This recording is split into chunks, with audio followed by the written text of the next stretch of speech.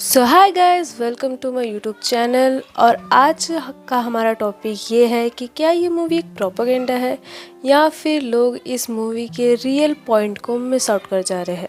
So today we are talk about this movie but before I talk about this movie I want to share my opinion about this. So first of all, I love this movie.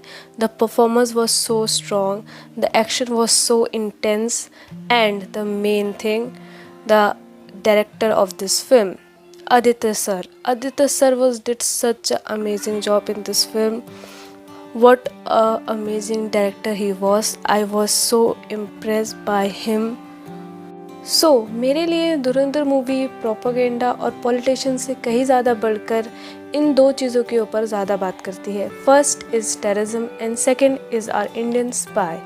Terrorism के बारे में I do not think so कि मुझे कुछ बताने की ज़रूरत है कि कैसे वो इनोसेंट लोगों को मारकर अपने मकसद को पूरा करते हैं। And second are Indian spy, जिन्हें हम अननोन मैन के नाम से भी जानते हैं, जो कि सब कुछ सेक्रीफाइस करके अपने आप को एक शैडो में रखकर अपने देश के लिए काम करते हैं।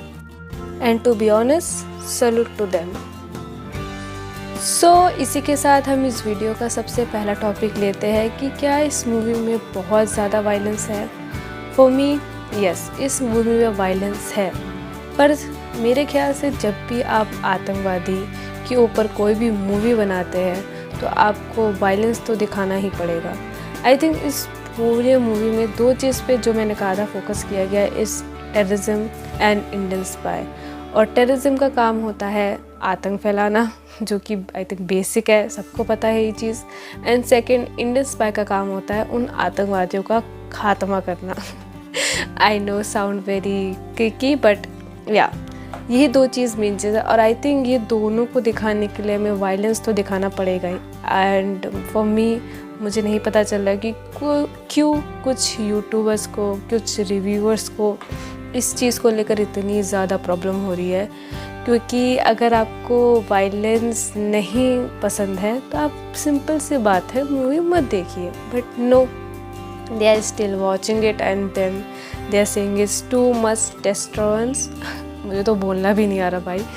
फिर भी या लोग पता नहीं इस मूवी को क्यों इतना ज़्यादा वायलेंस करके चिल्लाए जा रहे हैं। और मुझे तो नहीं लगता कि ये इंडिया की पहली मूवी है जिसमें इतना सारा वायलेंस है। इससे पहले भी मूवी आ चुकी है और उस चीज़ को भी लेकर I do not think so इतनी चीज़ें हुई है, एक्सेप्ट फ्रॉम एनिमल मूवी।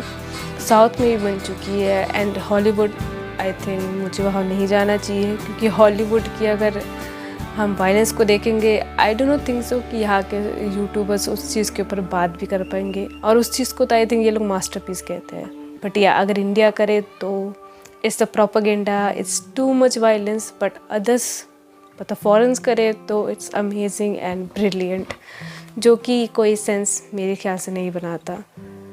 और इसी के साथ सच बोलूँ तो मुझे आज तक समझ में नहीं आया कि जब भी इंडिया कुछ अच्छा बनाता है तो लोग उसे सपोर्ट करने की जगह इतना क्रिटिसाइज़ करने क्यों लग जाते हैं। बट टू बी ऑनेस्ट, इस बार कुछ डिफरेंट हुआ है। जितने लोगों ने हेट किया है उससे कहीं ज़्यादा इस मूवी को प्यार भी मिला है। एंड टू बी ऑनेस्ट, ये मूवी डिज़र्व भी करती है। इसी के साथ हमारा सेकंड पॉइंट और main topic of this video, जो कि है कि क्या ये मूवी एक प्रोपेगेंडा मूवी है। और आई थिंक ये सबसे बड़ी डिबेट की चीज़ है। पर मेरे लिए ये मूवी एक propaganda, I think no, it's not a propaganda. क्योंकि अगर ये मूवी प्रोपेगेंडा है तो आई थिंक बॉलीवुड की ऑलमोस्ट ऑल मूवीज़ इसी कैटेगरी में आती है। इट्स कॉल्ड प्रोपेगेंडा कैटेगरी, जो कि बहुत सारी मूवीज़ है। और अगर एक एक करके मैं उन सबके नाम लेने लग जाऊँ तो ये वीडियो बहुत ज़्यादा लंबी हो जाएगी। बट हाँ, इसी के साथ मुझे पता है कि क्यों इस मूवी को प्रोपेगेंडा कहा जा रहा है। क्योंकि पहले part, first part, I do not think so कि इसमें कोई ऐसी चीज़ थी जो मैं प्रोपेगेंडा बोल सकूं। और आई थिंक ऑडियंस को भी वही चीज़ लगी थी। बट या सेकेंड पार्ट में आई कैन से, जो मोदी सर ने नोट बंद करवाया था, उस चीज़ को एक पॉजिटिव साइड दिखाकर ये बताना कि उन्होंने ये बहुत ही एक मास्टर स्ट्रोक मतलब करा था, जिसकी वजह से पाकिस्तान में जो टेररिज्म है वो लोग बौखला गए थे, जो कि आई थिंक थोड़ा बहुत हो भी गए होंगे, हमें क्या पता। बट या इस चीज़ को लेकर आई थिंक लोगों ने इस मूवी को प्रोपेगेंडा कहना स्टार्ट कर दिया। But for me I think हर एक डायरेक्टर, हर एक फिल्म मेकर, हर एक राइटर की अपनी एक पॉइंट ऑफ व्यू होता है, अपने एक पर्सपेक्टिव होता है, जो कि आदित्य धर सर ने भी इस मूवी में शो किया। और मुझे नहीं लगता कि इट्स अ बैड थिंग, क्योंकि पूरी मूवी एक बहुत अच्छी मूवी है। और इस मूवी को अगर इसमें थोड़ा बहुत इस चीज़ को लेकर पॉजिटिव बता भी दिया तो व्हाट्स प्रॉब्लम, क्योंकि मेरे ख्याल से इंडिया में ऐसी कई सारी मूवीज़ है जिन्होंने एंड में, बीच में कुछ ना कुछ ट्विस्ट बदला ही है। लाइक राजी मूवी हो गई, जिसमें एंड में, क्योंकि उसने भी जो मेन स्टोरी है उसको बदलकर डायरेक्टर ने अपनी नई स्टोरी डाल दी। So that is also propaganda for me. और हैदर में भी जो एक मंदिर था उसे एक शैतान का गुफा बता दिया गया, दैट इज़ ऑल्सो प्रोपेगेंडा। आप किसी के रिलीजन टेम्पल को आप शैतान का गुफा बता देना, आई थिंक वो भी एक प्रोपेगेंडा है। चक दे इंडिया में जो मेन हमारा कोच था वो एक इंडियन, मतलब एक हिंदू था, बट उसको बदल के एक मुस्लिम कर दिया गया। I can say that is also propaganda. But the thing is, the point is, I feel कि हर एक मूवी की अपनी अपनी थिंकिंग होती है, हर एक डायरेक्टर का अपना एक विजन होता है, वो अपनी मूवी को कैसे भी दिखा सकता है। और आई थिंक एक फेमस यूट्यूबर ने ये बात कही थी कि अगर आपको मूवी पसंद नहीं आती है, मूवी में जो हिस्ट्री दिखाई है वो पसंद नहीं आती है, तो खुद मूवी का कोर्स करिए and make a movie yourself, जो कि आई थिंक आदित्य धर सर ने भी वही किया। सो मुझे नहीं लगता उस चीज़ को लेकर लोगों को इतना क्वेश्चनेबल होना चाहिए।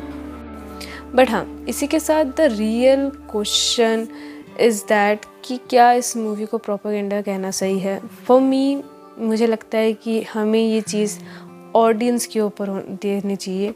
ऑडियंस शुड डिसाइड कि क्या चीज़ें सही है और क्या चीज़ें नहीं। और आज के टाइम पे I don't know think so कि ऑडियंस इतनी बेवकूफ़ है कि वो ये नहीं बोल पाए, ये नहीं समझ पाएगी कि क्या चीज़ उनके लिए सही है और क्या चीज़ गलत।